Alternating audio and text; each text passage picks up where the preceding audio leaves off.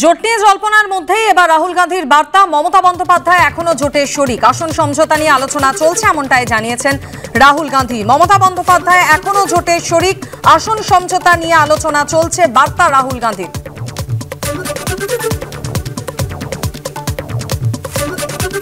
If you look at Mamata ji's statements, Mamata ji is very much part of the India Alliance, and most of the other members who are part of the India Alliance are still members of the India Alliance.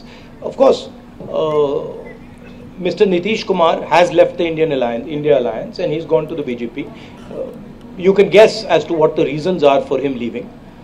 That's fine. We'll fight in Bihar as the India Alliance.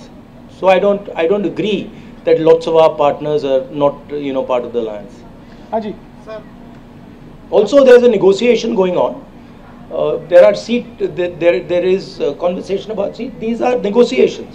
So there is posturing, and that is normal.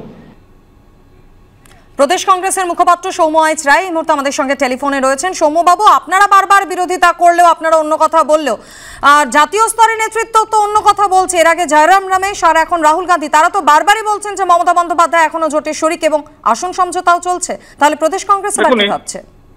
দেখুন, India অ্যালায়েন্সে তো উনি ছিলেন, এটা তো অস্বীকার করার কোনো উপায় নেই। উনি ইন্ডিয়া অ্যালায়েন্সে ছিলেন, উনি ইন্ডিয়া অ্যালায়েন্সে থাকবেন বলেছিলেন, তাই জন্য পাটনা থেকে প্রত্যেকটা মিটিংয়ে ছিলেন।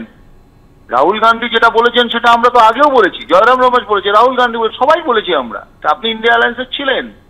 কিন্তু উনি নিজে একতরফা ভাবে সব জায়গায় বলছেন যে আমরা 45টায় 42টা লড়বো। এটা তো Mamata Bandyopadhyay has to clarify.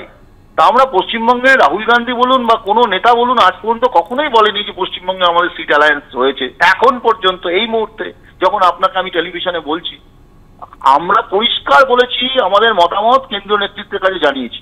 কিন্তু পশ্চিমবঙ্গে মাননীয় মুখ্যমন্ত্রী হ্যাজ টু ক্লিয়ার যে তিনি বিজেপির বিরুদ্ধে কতটা আন্তরিক কিন্তু লড়াই করবেন। রাহুল গান্ধীর ন্যায়যাত্রা দিয়ে আপনারা দেখেছেন, তারা সম্পূর্ণভাবে ন্যায়যাত্রার বিরোধিতা করেছে।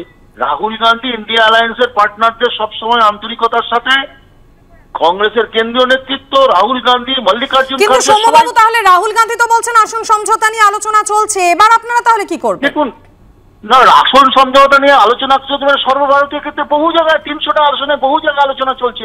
তার মানে কোথাও পশ্চিমবঙ্গের আসন সমঝোতা নিয়ে স্পেসিফিক করে 8টা-10টা স্টেটে আলোচনা চলছে। এটা কোনো এখনো সেই ব্যাপারটা নিয়ে আমরা রাহুল গান্ধী কখনোই বলেনি যে পশ্চিমবঙ্গে অ্যালায়েন্স হয়েছে বা সিট অ্যাডজাস্টমেন্ট চলছে। সেটা মমতা বন্দ্যোপাধ্যায় নিজেই ক্লিয়ার করে দিয়েছেন যে আমি 42টা লড়বো। এখানে আর কোশ্চেন আসছে কি করে অ্যাডজাস্টমেন্টের, অ্যালায়েন্সের? আমরা তো বারবার বলেছি উনি পারবেন না এখানে অ্যালায়েন্স করতে, বিজেপির বিরুদ্ধে লড়াইয়ে উনি থাকবেন না।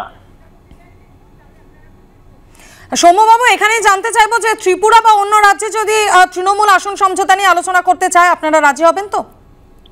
দেখুন, আমরা এটা বলতে পারবো না। এটা মাননীয় মুখ্যমন্ত্রী মমতা বন্দ্যোপাধ্যায়, তৃণমূল কংগ্রেস সিদ্ধান্ত নেবে এবং সর্বভারতীয় কংগ্রেস। আমরা তো পশ্চিমবঙ্গ থেকে ত্রিপুরার অ্যালায়েন্স করি না, তো অল ইন্ডিয়ার পার্টনাররা বসে কথা বলবে। কিন্তু পশ্চিমবঙ্গে এরকম কোনো অ্যালায়েন্সের কথা হয়েছে বলে আমার জানা নেই।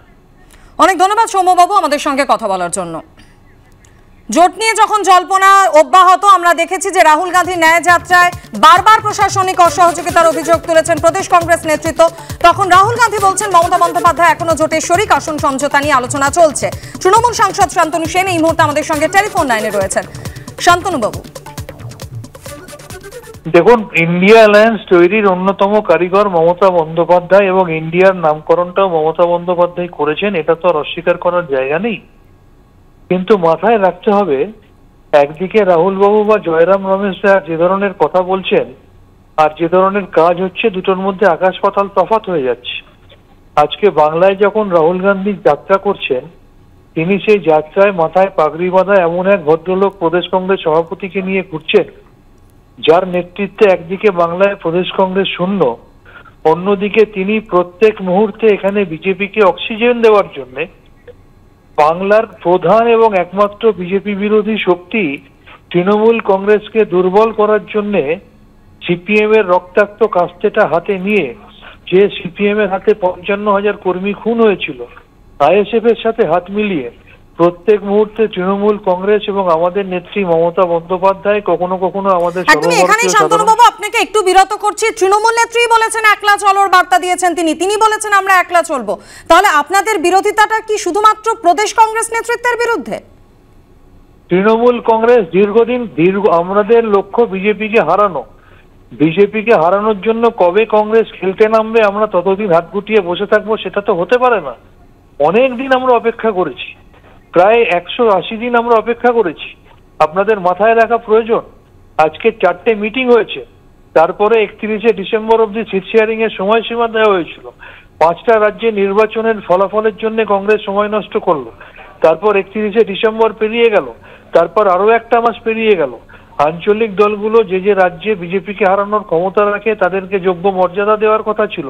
আমাদের নেত্রী পরিষ্কার বলেছেন কংগ্রেস একক শক্তিতে 300 আসনে লড়ুক, বাকি আঞ্চলিক দলগুলো যারা বিজেপিকে হারাতে পারে তাদেরকে ফ্রি হ্যান্ড দেওয়া হোক। কোনোটাই কংগ্রেস করে ওঠেনি। আমরা তো আর গালে হাত দিয়ে বসে থাকবো না, কারণ এই বাংলায় বিজেপিকে হারাতে পারে তৃণমূল কংগ্রেস, সেটা বিভিন্ন নির্বাচনের মধ্যে দিয়ে পরীক্ষিত সত্য।